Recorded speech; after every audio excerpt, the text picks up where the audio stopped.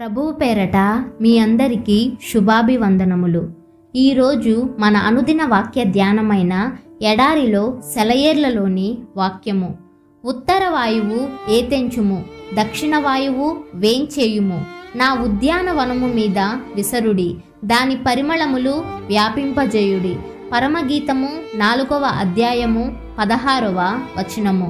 ఈ ప్రార్థనలోని అర్థాన్ని ఒక్క క్షణం ఆలోచించండి.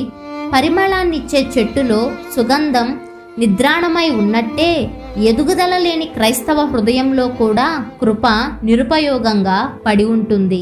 ఎన్నెన్నో జీవితాలున్నాయి, అయితే వాటిలో నుంచి పరిశుద్ధ శ్రమల సువాసనలు, దైవాత్మ పూరితమైన సత్కార్యాల పరిమళం రాదు.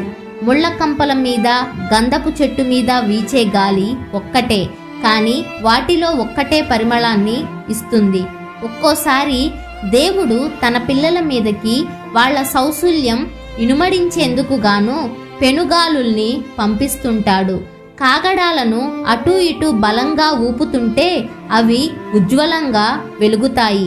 సాంబ్రాణిని నిప్పుల మీద వేస్తేనే సువాసన వస్తుంది. అలాగే క్రైస్తవ జీవితంలోని అతి ప్రశస్తమైన లక్షణాలు శ్రమలనే ఉత్తర వాయువు వీచి కొడితేనే బయటికి తెలుస్తాయి. గాయపడిన హృదయాలు దేవునికి ఇష్టమైన పరిమళాన్ని వెదజల్లుతాయి.